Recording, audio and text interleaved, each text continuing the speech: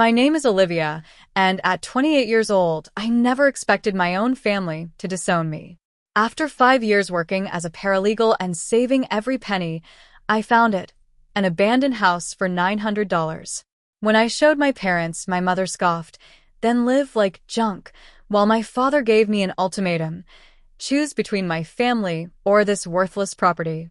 My sister just smirked in the background. I still remember the sound of garbage bags hitting the driveway as they packed up my things. If you're watching this, drop a comment letting me know where you're from and hit subscribe to follow my unexpected journey from rock bottom to something beautiful. Growing up in Portland, Oregon, in what most would consider a comfortable middle-class family, I learned early that appearances mattered above all else. My parents, especially my mother, were obsessed with how we were perceived by neighbors, colleagues, and extended family. Our lawn was always perfectly manicured, our clothes always name brand, and our achievements prominently displayed for visitors to admire. My father, Robert, and I were close when I was very young. I have precious memories of him teaching me to ride a bike, helping with science projects, and our special Saturday morning pancake tradition. But as I entered my teenage years, that connection began to fray. He became more distant, more critical of my choices, and increasingly focused on my younger sister, Heather. Heather, 3 years younger than me at 25, became the clear favorite despite being the younger child. While I was studious and somewhat reserved, Heather was vivacious and socially adept. She could charm anyone within minutes of meeting them, a skill my parents seemed to value above my academic achievements. Throughout high school, I maintained a 4-point GPA, participated in debate club, and worked part-time at the local library. Meanwhile, Heather was a cheerleader, dated the football captain, and was voted prom queen. My acceptance letters to universities with academic scholarships received polite nods, while Heather's invitation to a popular sorority's rush week warranted a family celebration dinner. College was where the disparity became even more apparent. I worked 20 hours weekly at a coffee shop while taking a full course load to minimize student loans. Heather, meanwhile, received a brand new car for her first semester and a fully funded apartment off campus because dorm life wasn't conducive to her social development, as my mother explained. After graduating with honors in legal studies, I secured my first job as a junior paralegal at a small but reputable firm. My starting salary was modest, so I found the most affordable one-bedroom apartment I could, a tiny place with peeling linoleum and temperamental plumbing, but it was mine. I established strict financial discipline. No eating out, thrift store clothing only, and a meticulous savings plan. Every month, I put aside 30% of my income toward eventually owning a home. For 5 years, I maintained this frugal lifestyle. No vacations, no splurges, no deviation from my savings goal. Meanwhile, my parents continued their pattern of comparing me unfavorably to peers who had chosen more lucrative careers or married into wealth. "Nancy's daughter just purchased a condo downtown," my mother would mention during our infrequent phone calls. "And she's 2 years younger than you." Heather, predictably, bounced from one expensive interest to another, each time convinced she had found her true calling. There was the 6-month yoga certification in Bali that cost $12,000. The pottery studio equipment that gathered dust after 3 weeks of use. The culinary school tuition for a program she quit halfway through. Each time, our parents funded these ventures without question, calling them investments in her future. I still remember the Christmas when Heather received a $5,000 trip to Europe while I got a department store sweater and a gift card. When I later mentioned this discrepancy to my mother, she said with surprising candor, "Heather needs more support to find her way. You've always been independent." This was apparently a compliment that justified years of unequal treatment. Last spring, I finally received a promotion to senior paralegal with a modest but welcome salary increase. For the first time, I allowed myself to actively browse real estate listings rather than just dream. Properties in Portland had skyrocketed in price over the years, putting most homes far beyond my reach despite my disciplined saving, but I remained determined. It was around this time that Heather announced her latest passion, holistic wellness. She had been accepted to an exclusive $5,000 retreat in Sedona, Arizona, where she would learn from transformational leaders and network with conscious entrepreneurs. The retreat promised to be life-changing and would potentially lead to certification as a wellness coach. My parents hosted a family dinner to celebrate this news. As we sat around their immaculate dining table, Heather casually mentioned her expectation that her siblings would contribute to the retreat cost as a show of family support. My brother Ryan, who lived across the country and rarely engaged in family drama, quickly made an excuse about recent car repairs. All eyes turned to me. "Olivia has that nice promotion now," my mother noted. "And she's always been so good with money." The implication was clear. My years of careful saving were viewed not as discipline toward my own goals, but as available funds for Heather's latest whim. That night, I drove home seething with a resentment that had been building for decades. I opened my laptop and began searching property listings with renewed determination, expanding my search radius farther from the city than I'd previously considered. It was past midnight after that tense family dinner when I found it. Scrolling through listings far outside my usual search parameters, I almost scrolled past the small thumbnail showing what appeared to be little more than a shack. The price made me do a double take. $900. Not 900,000, just 900. I assumed it was a typo or some kind of scam. Curiosity piqued. I clicked on the listing. The description was sparse, as is tax foreclosure property. Structure requires significant renovation. Cash offers only. No inspections or contingencies. The photos showed a small single-story house with peeling paint, boarded windows, and an overgrown yard. Additional pictures revealed water-stained ceilings, graffiti on interior walls, and missing fixtures. By any reasonable standard, it was a disaster. Yet something about it called to me. The next morning, I called the listed real estate agent, a man named Marcus, who sounded surprised to receive an inquiry. "That property's been listed for 8 months, he explained. "It's a tax foreclosure from a deceased owner with no heirs. The county just wants it off their books. It's about 45 minutes outside Portland in Maplewood. Are you sure you're interested in something in that condition?" I arranged to see it that Saturday morning. The drive took me through increasingly rural areas until I reached a small town I'd barely heard of despite living in the region my entire life. The house sat on a quiet street with modest but well-maintained homes on either side, making its dilapidated state all the more obvious. Rain drizzled as I parked my car and approached the property. The front yard was a jungle of knee-high weeds, and the sagging porch creaked ominously under my weight. Marcus arrived a few minutes later, looking apologetic as he handed me a flashlight. "Most of the windows are boarded up, so it's dark inside. Watch your step. There are some soft spots in the flooring." He wasn't exaggerating. Inside, the air was heavy with the smell of mildew and abandonment. Water stains created abstract patterns on the ceilings, and graffiti covered several walls. The kitchen was missing its sink and appliances, bathroom fixtures had been stripped out, and several doors hung crookedly from broken hinges. But beneath the damage, I could see the bones of something that once was, and perhaps could be again. The layout was logical, with a living room flowing into a dining area and kitchen. 2 small bedrooms and a bathroom completed the modest floor plan. High ceilings gave the small rooms an airier feel, and large window frames promised natural light once unboarded.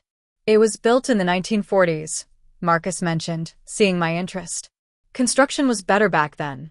The foundation actually looks solid, which is surprising given everything else." That afternoon, I visited the local library to research the property's history. A helpful librarian named Irene directed me to Old Town Records, where I discovered the house had been built by a local carpenter who had crafted several homes in the area, known for their quality craftsmanship. I consulted my friend's cousin Bradley, a real estate attorney, about the risks of such a purchase. "It's definitely a gamble," he admitted during our coffee meeting. "But legally speaking, a foreclosure at this price with cash is pretty straightforward. Just don't expect to get financing or insurance until it's habitable." Next, I met with a contractor named Tyler who walked the property with me, pointing out issues I hadn't noticed: electrical that would need complete replacement, possible asbestos in some of the ceiling tiles, and plumbing that had suffered freeze damage. Minimum $20,000 in repairs to make it livable, he estimated. Probably double that to make it nice. But the structure itself isn't bad. These old houses were built to last. I ran the numbers obsessively. Even with the purchase price and maximum renovation estimates, I'd spend less than a down payment on even the most modest Portland condo. My current rent was eating $800 monthly, money that could instead go toward rebuilding this place. My friend Rachel thought I was crazy when I shared my plan. "You're going to live in that? It looks like a setting for a horror movie." But she offered to help on weekends, as did my friend Jessica, who had basic plumbing knowledge from helping her father. I created spreadsheets detailing renovation plans, budgets, and timelines. I visited the property again, this time with measuring tape and graph paper, sketching layouts, and making notes. Sitting on the broken porch steps afterward, I had a moment of clarity as rain dripped through the eaves. I could envision what this place could become. Not just a house, but my house, reflecting my choices rather than anyone else's expectations. The following Monday, I withdrew almost all my savings and met with Marcus to sign the paperwork. As I handed over the cashier's check, a momentary panic gripped me. Was I making a catastrophic mistake? But then I remembered my mother's dismissive tone when discussing my future, my sister's entitled expectations, and years of having my careful planning taken for granted. The panic subsided, replaced by determination. The following Sunday, I arrived at my parents' suburban home for a monthly family dinner. The house, as always, was immaculate. My mother, Patricia, prided herself on her interior decorating skills, with each room looking like it could be featured in a magazine. Family photos, carefully selected to show everyone at their best, lined the hallway, and the dining table was set with the fine china reserved for these occasions. Heather arrived 20 minutes late, as usual, bubbling with excitement about her upcoming retreat. The application process was so exclusive, she gushed as she kissed our mother's cheek. Only 30 people were accepted out of hundreds of applicants. Throughout the appetizer course, she dominated the conversation with details about the retreat's luxury accommodations, the celebrity wellness guru who would be leading sessions, and the life-changing connections she expected to make. Madison Roberts will be there, she mentioned, referencing a social media influencer. She has over 2 million followers. Can you imagine the opportunities if she and I connect? I could finally launch that wellness brand I've been conceptualizing. My mother nodded enthusiastically while my father, though looking concerned at the cost, offered supportive comments. Then, as if just remembering, Heather turned to me with a practiced smile. "So, Olivia, Mom mentioned you got a promotion. That's perfect timing because I was hoping you could contribute to the retreat. Ryan already said he can't, which is so disappointing, but I know I can count on you." I felt the familiar pressure building, the expectation that I would sacrifice my goals for Heather's whims, packaged as family obligation. My father glanced at me with an expression that clearly communicated what was expected. "Actually," he said, "we were just talking about your savings the other day. You've always been so responsible with money. How much have you managed to put away now?" The question wasn't innocent. It was a not-so-subtle probe to assess what I could contribute to Heather's latest venture. Something in me snapped, years of acquiescence suddenly replaced by resolve. "I've been saving for something specific," I replied, my voice steadier than I expected. "I'm buying a house." The announcement created a momentary silence, broken by my mother's surprised expression. "A house? In Portland? With prices what they are? That's ambitious." "It's not in Portland," I said. "It's in Maplewood. And I've already started the purchase process." My father looked interested despite himself. "Maplewood has some nice developments going up." "Which neighborhood?" This was the moment of truth. I pulled out my phone and showed them photos of the property. My mother's expression shifted from interest to horror as she swiped through images of peeling paint, damaged interiors, and overgrown landscaping. "This is a joke, right?" Heather laughed, peering over my mother's shoulder. "That's not a house. It's a tetanus shot waiting to happen." "It's $900, I explained. "The structure is sound, but it needs work. I've consulted with contractors. It's within my budget to renovate over time."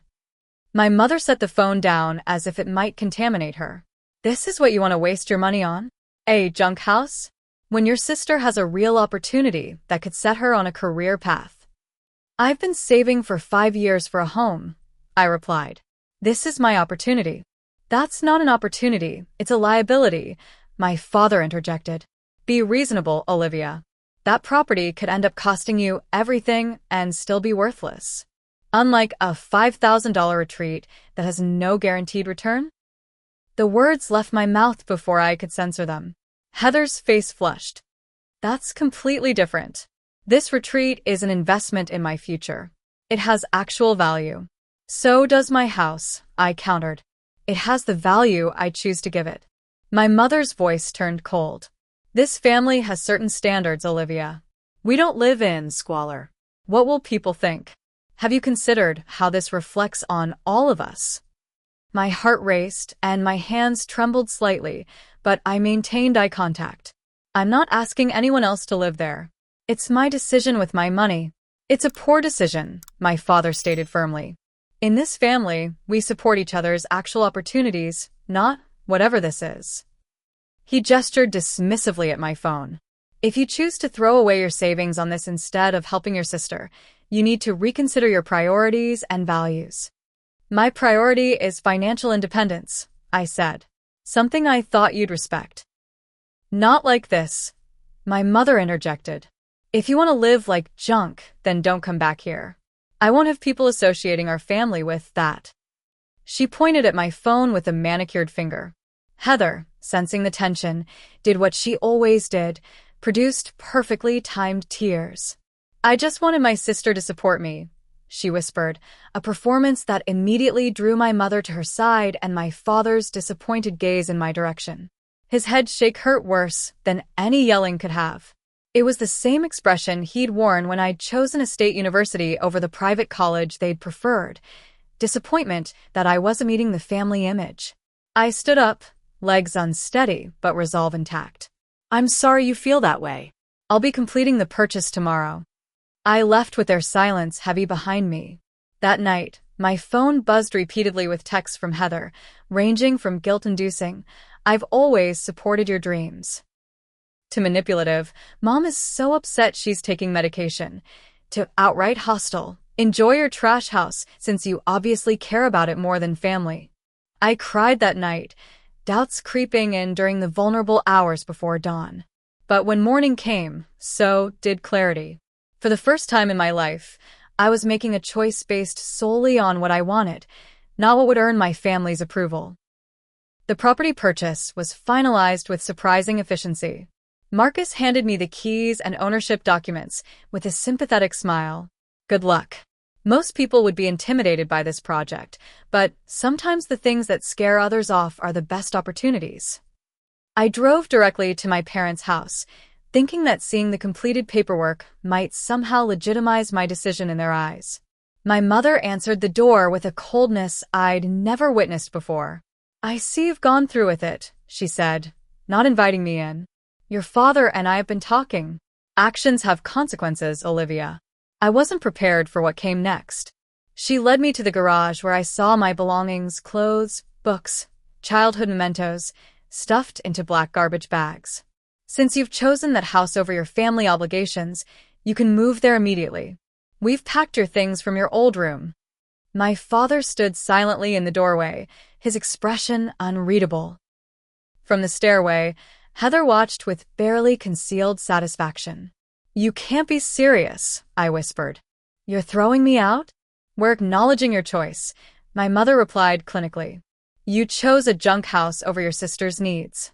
So live there, with all that entails." I loaded the garbage bags into my compact car, making 3 trips while my family watched. No offers of help, no softening. The finality of it hit me as I drove away. At 28, I had been essentially disowned over a $900 house.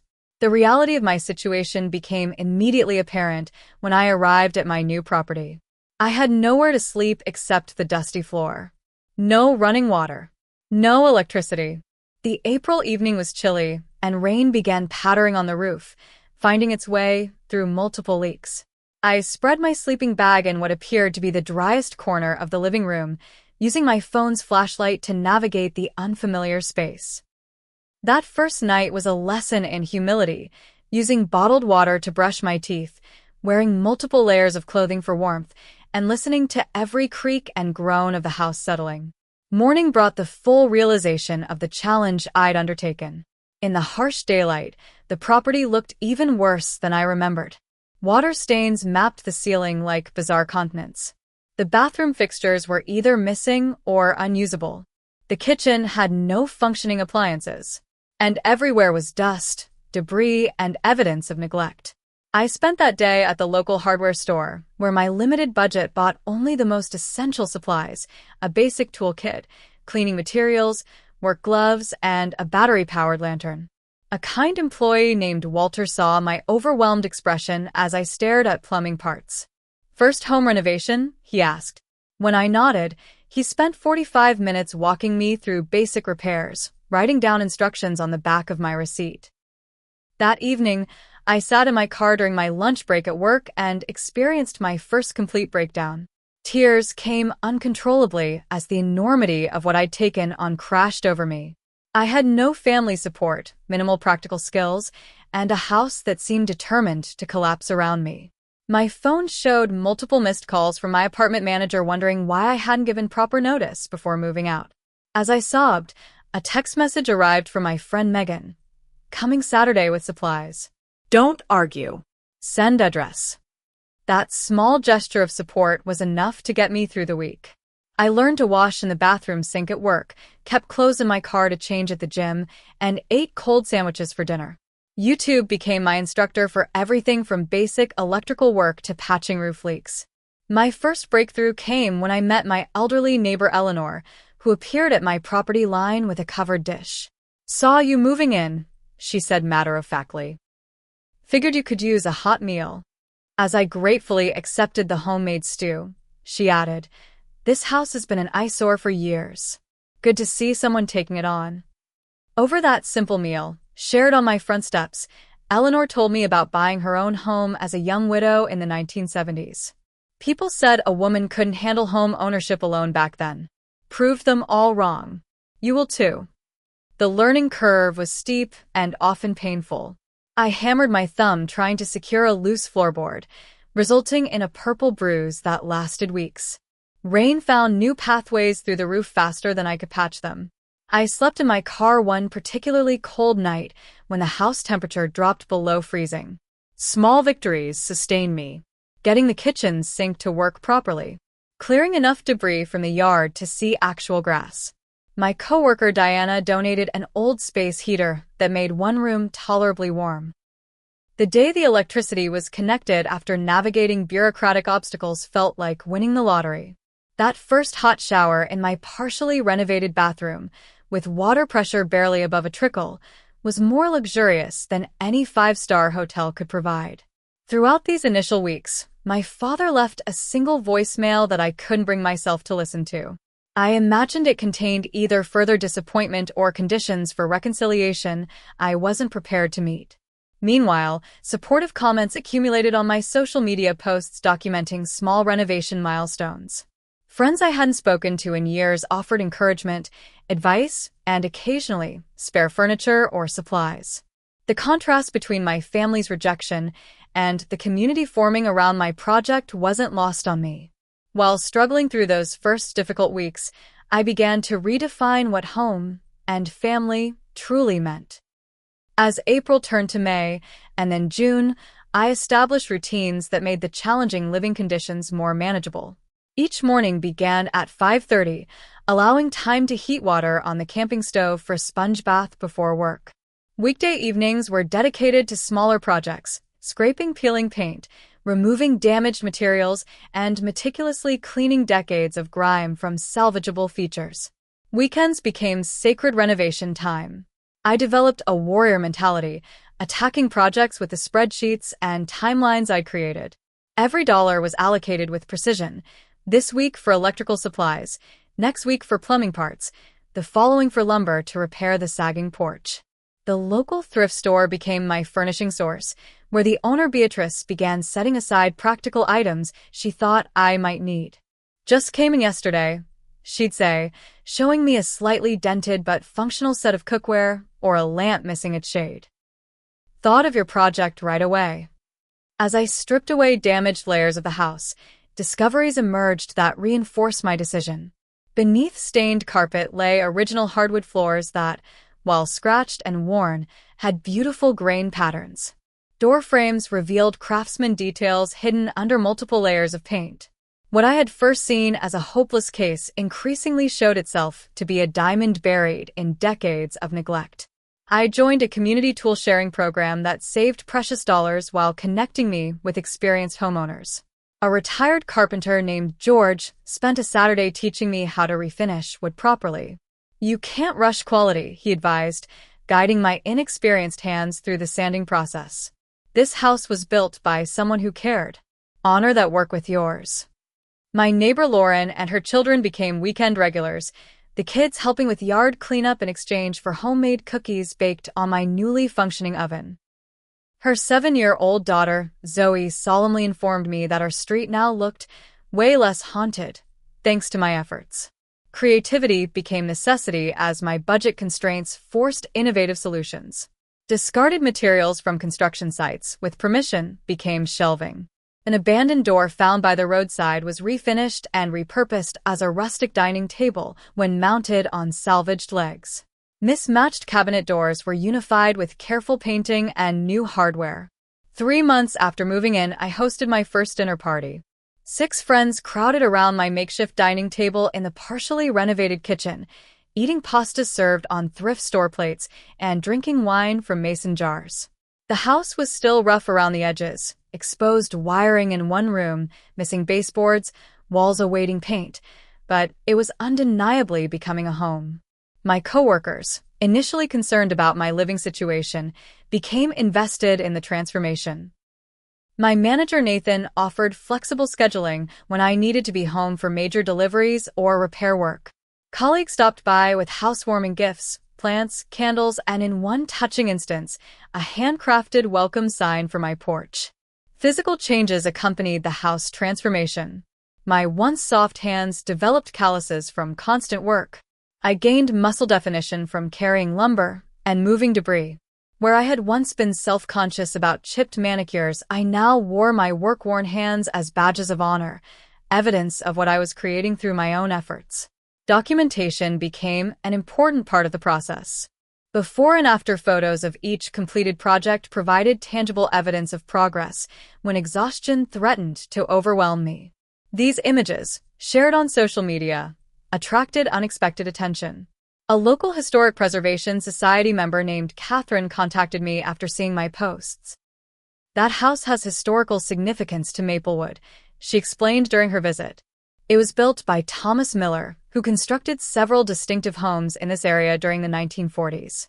Your restoration efforts are preserving a piece of town history. This connection led to a small community improvement grant that funded a proper roof replacement, a project far beyond my budget that had kept me awake during rainstorms.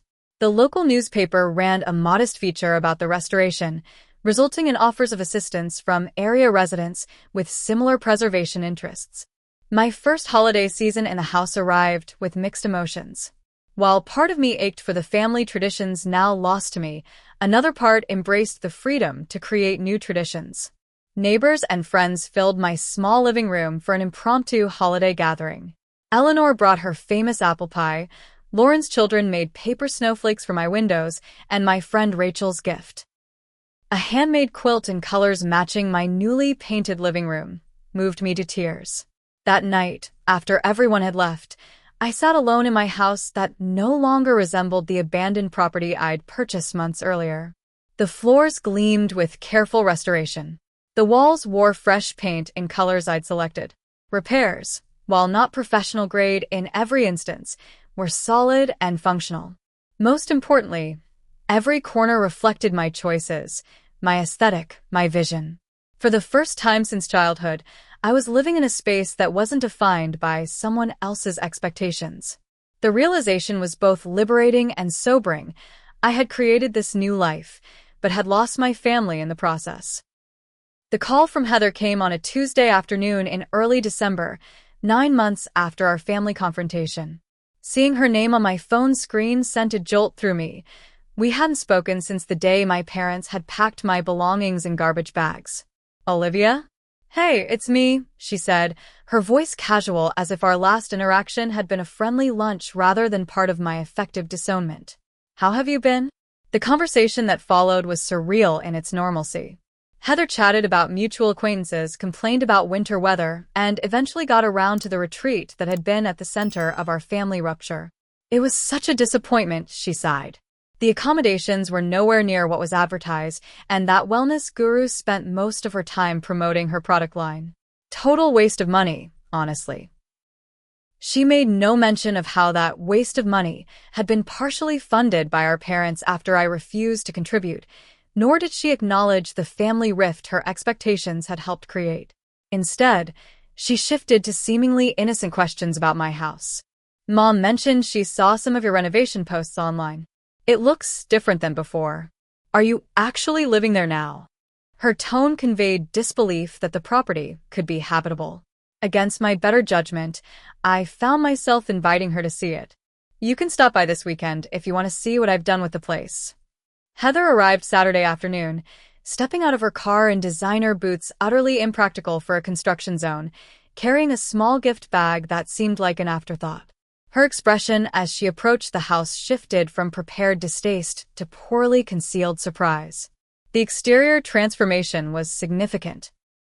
New roof, repaired porch, fresh paint in a sage green with cream trim, and a yard now defined by neat pathways rather than overgrowth.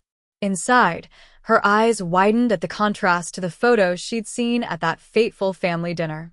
"This is actually nice," she admitted reluctantly, running her hand along the refinished banister. "You did all this yourself?" "Most of it," I confirmed, with some help from friends and neighbors. I showed her the now functional kitchen with its mismatched but charming cabinet doors, the living room with its restored hardwood floors, and the bathroom where new fixtures had replaced the damaged originals. Throughout the tour, she took photos on her phone, making comments that alternated between genuine admiration and backhanded compliments. "This kitchen is cute, very retro, which is in style now even though it's probably not intentional." Or, "This small bathroom actually works for a house this size, though I'd personally need more space."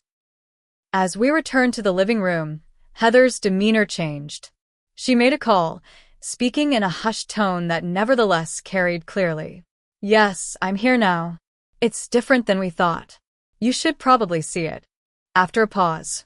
"Okay, see you soon." "Who was that?" I asked, though I already suspected the answer.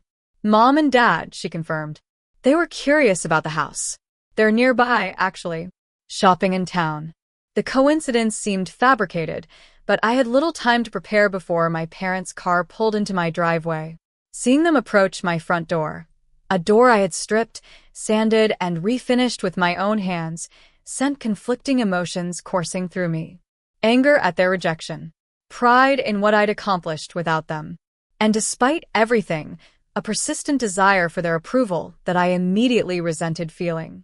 My mother entered first, her posture rigid and her critical gaze sweeping the space before landing on me. My father followed, his expression more complex, surprise mingled with what might have been reluctant respect. "This is unexpected," my mother finally said, which from her was almost a compliment. I gave them the same tour I'd given Heather, showing each space and briefly explaining the work involved. My mother found things to criticize: a slightly uneven tile job in the kitchen backsplash, a light fixture she deemed outdated, the modest size of the bedroom. But her critiques lacked their usual conviction, undermined by the undeniable transformation surrounding us. My father asked practical questions about the electrical system upgrade and the new water heater, occasionally nodding with something approaching approval. "The foundation looks solid," he noted, examining where I'd repaired the basement steps. "These older houses have good bones."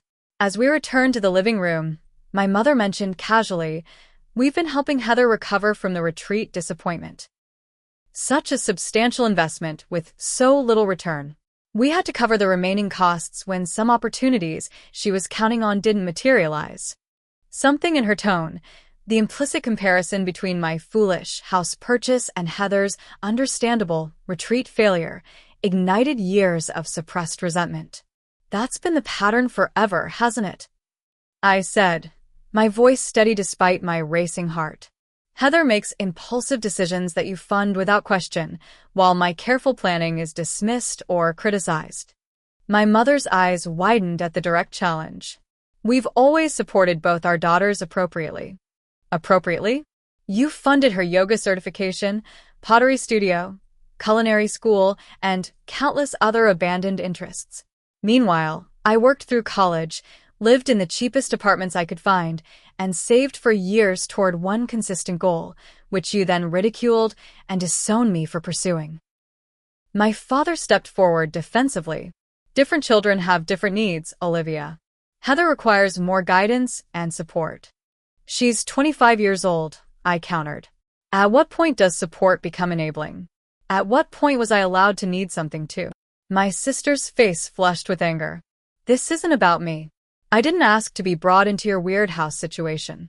You made it about you when you expected me to fund your retreat instead of my house, I replied. You've made everything about you our entire lives, and our parents have reinforced that at every turn. The room fell silent as decades of family dynamics crystallized in that simple statement. My mother looked genuinely shocked, as if the idea that her parenting might have been unbalanced had never occurred to her. My father's expressions cycled through defensiveness, consideration, and discomfort.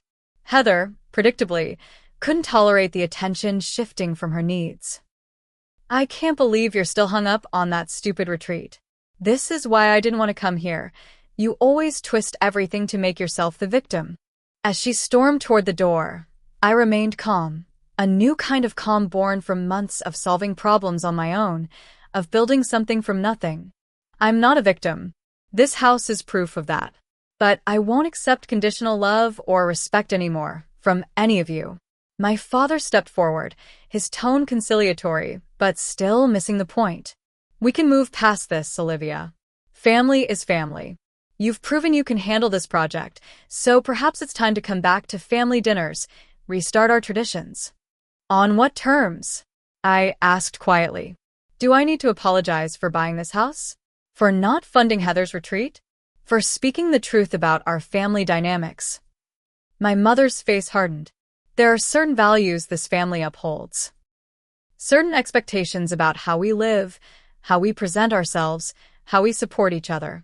If you want to be fully part of this family again, those expectations apply to you too. I looked around at my imperfect but beloved home, every repair representing a problem solved, every finished surface a testament to my perseverance.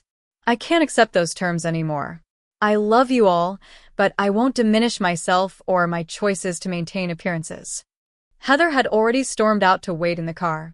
My parents departed shortly after, the conversation unresolved, but something fundamental had shifted. As the door closed behind them, I experienced a complex mixture of grief and liberation. I spent that evening cleaning, as if I could scrub away the tension of the encounter. The house felt different after their visit, more definitively mine, more clearly a representation of my values rather than a rejection of theirs. For the first time, I fully recognized that I had built not just a renovated structure, but a new definition of home. Spring arrived, marking 1 year since I had purchased the property that changed everything. The transformation was remarkable to anyone who had seen its original condition. The exterior now sported fresh paint, window boxes filled with seasonal flowers, and a front yard defined by simple but attractive landscaping. Inside, every room had been renovated, repaired, and personalized. The backyard, once an impenetrable tangle of weeds, now featured raised garden beds where I was growing vegetables, a symbolic planting of roots in this place I had fought so hard to create. My neighbors regularly stopped by with gardening advice, plant cuttings, and encouragement. What had begun as shelter had evolved into a true home, reflecting my personality in ways my previous apartments never could. Bookshelves I had built myself displayed my collection of legal reference books alongside novels. The dining room featured a gallery wall of before and after renovation photos, documenting the incredible journey. The kitchen, while modest, had become a gathering place where friends congregated during my now regular dinner parties. My involvement in the community had deepened as well. I had joined the neighborhood association and helped organize a block beautification project. Eleanor and I had established a weekly coffee ritual on my front porch, where she shared stories of the neighborhood's history and I updated her on my latest projects. Professionally, the confidence gained through this experience had translated into assertiveness at work. I had successfully negotiated for additional responsibilities and another modest raise. My boss had commented on the positive change in my demeanor, noting that I approached problems with a new kind of practical creativity. In a development that still amazed me, a local real estate appraiser had recently valued the property at nearly 10 times my purchase price. A developer interested in revitalizing the area had even approached me with an offer to buy, which I had politely declined. The house represented something far more valuable than financial gain. It was the physical manifestation of my independence and resilience. The email from my father arrived on an ordinary Tuesday morning. "Can we meet for coffee?" Just the two of us. Simple and direct, leaving the choice entirely to me. After considering it for several days, I agreed to meet at a neutral location, a cafe halfway between our homes. He looked older than I remembered, more tired around the eyes. We exchanged awkward greetings before he spoke the words I never expected to hear from him. "I owe you an apology, Olivia. A significant one." He explained that in the months since our confrontation, he had been rethinking many of his assumptions and priorities. "Your sister's latest venture failed," he said quietly. "A wellness coaching business that your mother and I funded. It lasted 6 weeks before she lost interest." This pattern, so familiar throughout our lives, had finally prompted some reflection. It made me question whether we've been helping or hindering her by making everything so easy. And by extension, whether we've been fair to you by expecting so much independence while giving so little support. My mother, he admitted, was still struggling with these realizations. She built her identity around certain ideas about family, appearances, success. Challenging those ideas is difficult for her. "And for you?" I asked. "Difficult," he acknowledged, "but necessary. Seeing what you've accomplished with that house, against all odds and without her help, forced me to reconsider what real success looks like." We talked for nearly 2 hours, covering painful ground but with a new honesty that had never been present in our family conversations. He didn't offer a complete reconciliation or full understanding, but something perhaps more valuable, respect for the person I had become and the choices I had made. 2 weeks later, he visited the house alone, arriving with work gloves and asking if I needed help with any projects. Together, we repaired the garden fence, working side by side with minimal conversation but a comfortable shared purpose. As he was leaving, he said simply, "I'm proud of what you've built here, Olivia. Not just the house." My sister's reluctant visit came after her apartment lease wasn't renewed, and she temporarily moved back with our parents. The contrast between her approach to challenges and mine had apparently become impossible to ignore. She arrived with a box of belongings, asking if she could stay just for a few days until she figured things out. I agreed, but with clear boundaries. "You can stay in the guest room, but this isn't a free ride. I'll teach you basic home maintenance, and you'll contribute to household chores and expenses." Those days stretched into 2 weeks of unexpected growth for both of us. I taught her to fix a leaking faucet, patch drywall, and cook basic meals. She admitted, during a late-night conversation, "I never thought you were capable of all this. I always saw you as the boring, responsible one. But what you've done here is actually pretty badass." My mother's eventual visit was the most tentative. She arrived with a housewarming plant, an olive branch in the form of a peace lily. Her eyes registered genuine surprise at the tasteful interior I had created on a limited budget. "It's not what I would have chosen," she admitted, "but it suits you perfectly. And that matters more than I realized." Our relationship remained complicated, with years of patterns difficult to break. But a foundation for something healthier had been laid. built on respect rather than expectations. I maintained my boundaries firmly, making it clear that criticism of my choices or pressure to conform to their standards would result in limited contact. The most profound change, however, was within myself. The woman who had once sought approval and validation from her family now recognized her own strength, capabilities, and worth. Each repaired fixture, each refinished surface, each solved problem had built not just a house, but a new sense of identity. 1 year and 3 months after purchasing the junk house that my family had ridiculed, I received a community award for Best Home Restoration during Maplewood's annual town celebration. As I accepted the small plaque, I caught sight of my father in the audience, applauding with what appeared to be genuine pride. The house continues to evolve, as do I. There are still projects to complete, skills to learn, and relationships to navigate.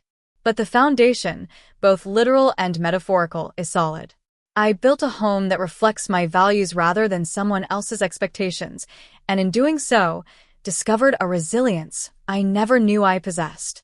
So, if you're facing a choice between others' expectations and your own dreams, remember that sometimes the most beautiful transformations begin with what others might call junk. Trust your vision, even when those closest to you cannot see it. The journey won't be easy, but the home you build, whether physical or emotional, will truly be yours. I'd love to hear about times you've chosen your own path despite criticism or doubt from others. Have you ever taken on a project everyone said was impossible? Drop a comment below. Subscribe if you want to follow more of my renovation journey, and share this video with someone who might need encouragement to trust their own vision. Thank you for being part of this incredible journey with me, and remember, sometimes the things others discard contain the greatest potential for beauty.